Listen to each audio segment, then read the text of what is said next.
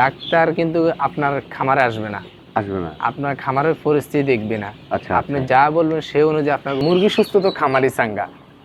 আপনি যদি মুরগি সুস্থ রাখতে পারেন, 2 টাকা কম রেট হোক বেশি রেট হোক বিক্রি করতে পারেন, কিন্তু অসুস্থ হয়ে গেলে মারা গেলে আপনি 1 টাকা কমও পারবেন না, বেশি তো দূরের কথা, শেষ। শেষ। চালান শেষ। হ্যাঁ, এই জন্য হচ্ছে যে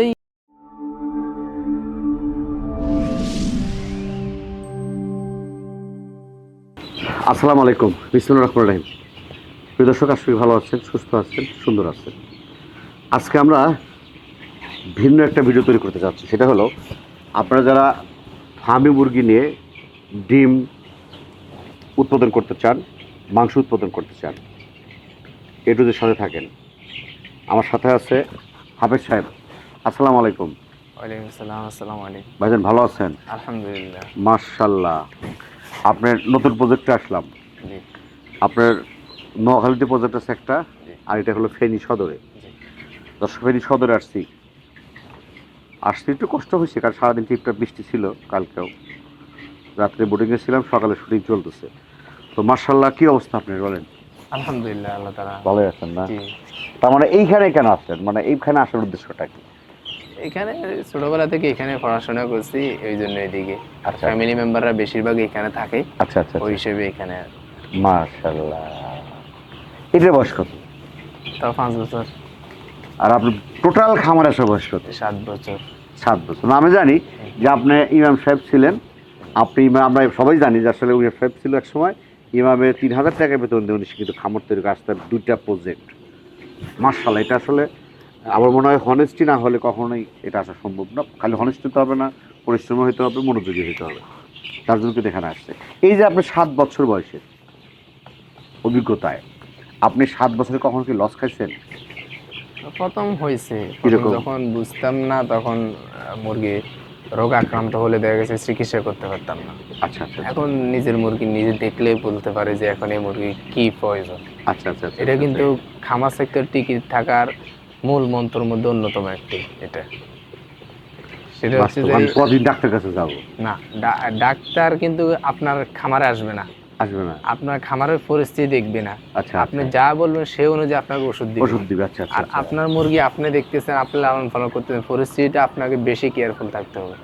এটা কিন্তু অত্যন্ত গুরুত্বপূর্ণ একটি বিষয়। আমি আরও একটা ভিডিওতে বলছিলাম যে মুরগির রোগ বালাই নির্ণয় করা, এটা কিন্তু একবার খুব একটা ট্যালেন্টের বিষয়। যে আপনার মুরগিটা দেখলেই বলতে পারেন এখন কি।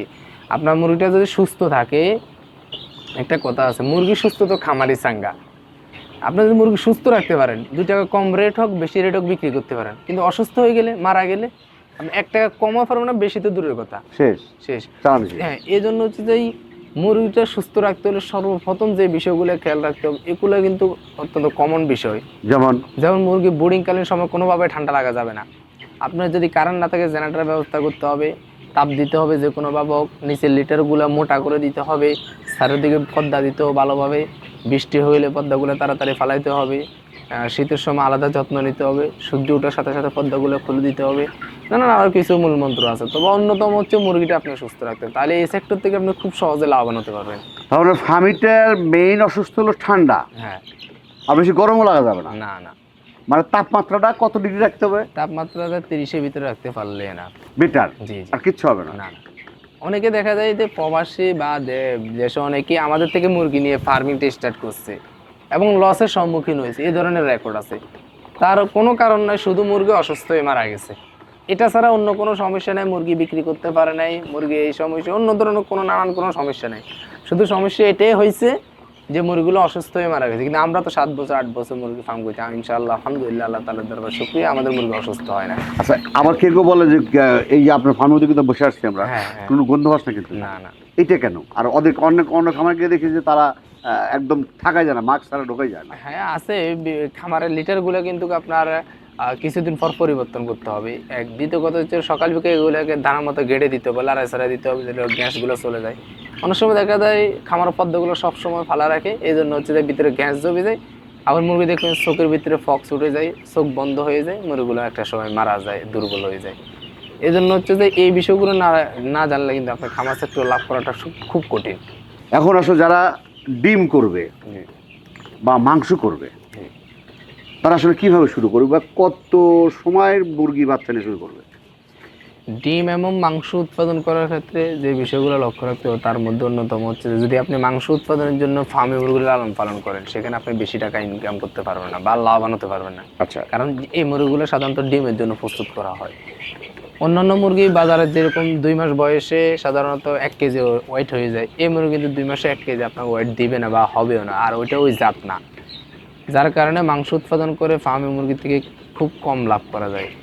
হ্যাঁ, তবে লাভ করার কিছু পলিসি হচ্ছে যে আপনি যদি ডিমের জন্য লালন পালন করেন, সেখানে মহিলাগুলো ডিমের জন্য রেখে দিলেন আর পুরুষ যেগুলো সেগুলো মাংসের জন্য বিক্রি করে দিলেন, তাহলে সেখান থেকে আপনি লাভবান করতে পারবেন। মানে এখন তো আমি তো যখন বাচ্চা নেই, যদি একদিনে বাচ্চা নেই, আমার তো বাইসে কেউ দিবে না। হ্যাঁ না, একদিনে বাচ্চা 15 দিনের বাচ্চা সাধারণত এই বাচ্চাগুলো মেল ফিমেল চিনা যায় না, আর যদিও অনেকে বলে যে আমি বাছাই করে দিবে, এগুলো পাও কথা। তার মানে মিনিমাম কদিন পর বোঝা যায় যে মিল ফিমেল?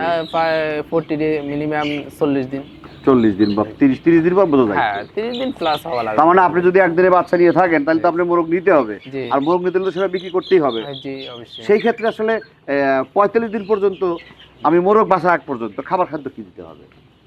মুরগি আর আমি কিন্তু এই কথা যে বলতেছি যে ডিমের জন্য একটা খাবার থাকে বা পরিচর্যা থাকে, মাংসের জন্য একটা পরিচর্যা থাকে। তাহলে আমি ডিম যার আগ পর্যন্ত ডিম যার আগ পর্যন্ত আমি 45 দিন বা 30 দিন পর্যন্ত কিন্তু আমি মোরগ হিসেবে পালন করবো। জি তারপর কিন্তু আমি ডিমের প্রস্তুতি নেব। জি। সেটা আগে বলেন যে আসলে মোরগের প্রস্তুতি কি?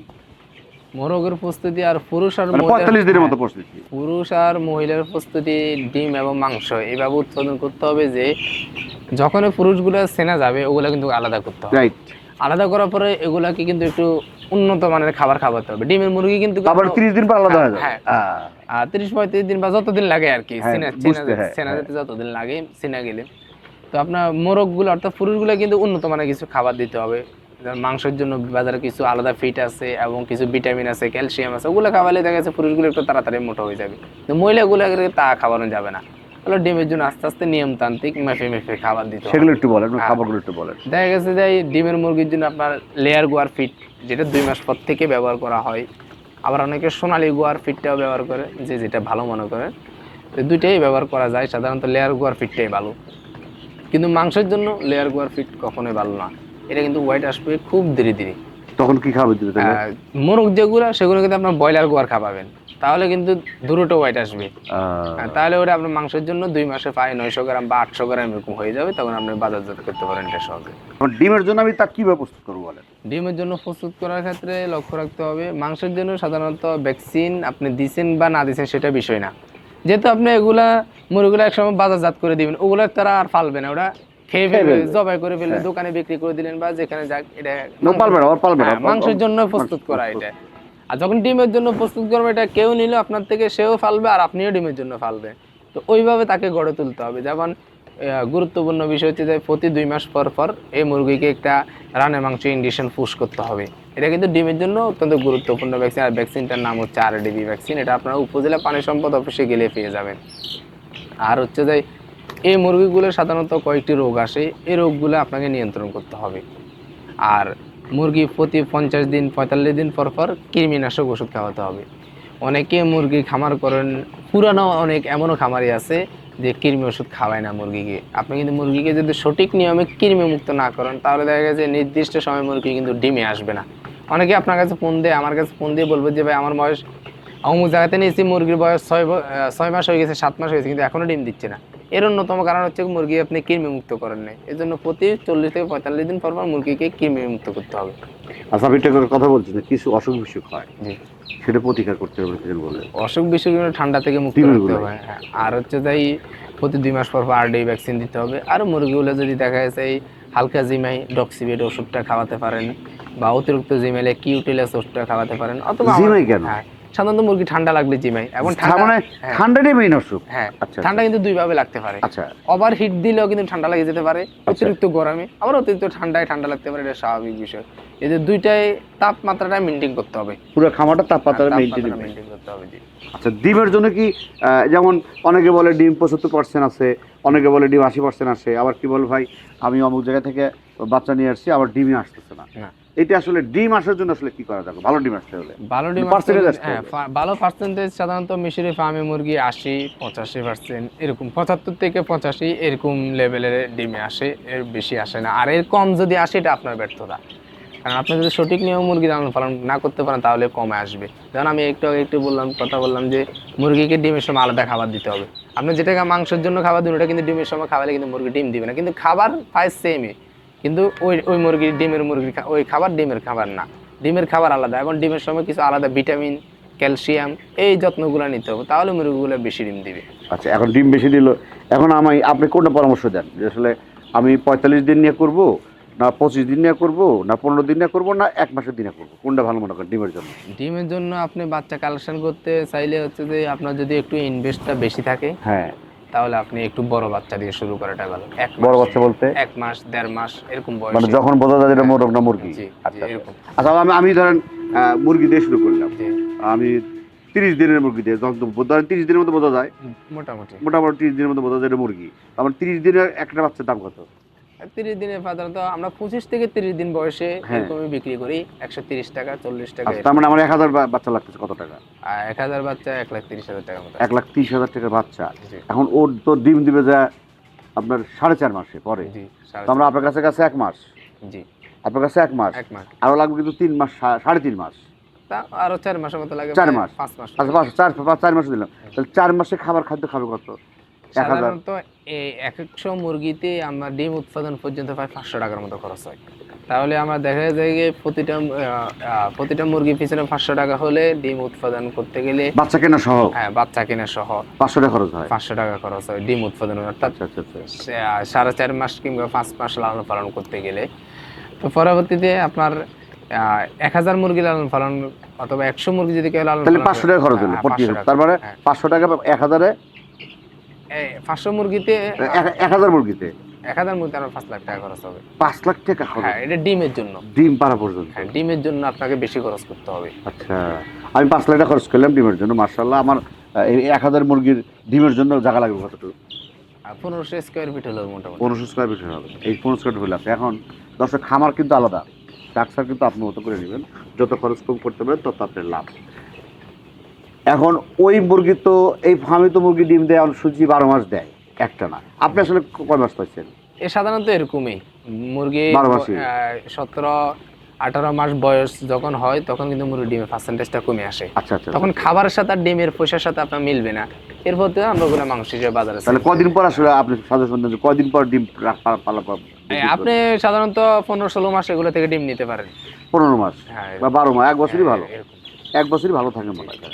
1 বছর তো মেলা ভাই, 1 বছরের মধ্যে তার মানে আমি ডিম পাবো হলো 6 মাস, জি, জি, কন্টিনিউ 6 মাস ডিম পাবো। জি। তাহলে 1000 মুরগি ডিম দিবে কত প্রতিদিন? 1000 মুরগি থেকে প্রতিদিন আমরা আশা করছি 75 থেকে 80% হলে 750 আমি যদি থেকে 70% হই, 700। 700 ডিমের দাম কত এই ফার্মে? বর্তমান বাজার মূল্য হয় প্রতিটা ডিম পায় আছে আপনার 15 টাকা। হ্যাঁ, তা আছে। হ্যাঁ, তাহলে 15 15 টাকা হলে 700 দাম কত আছে? আমরা আমাদের কিন্তু 700 ডিম বিক্রি করছে জি, প্রতিদিন। জি। 700 মুরগির ডিমের দাম কত?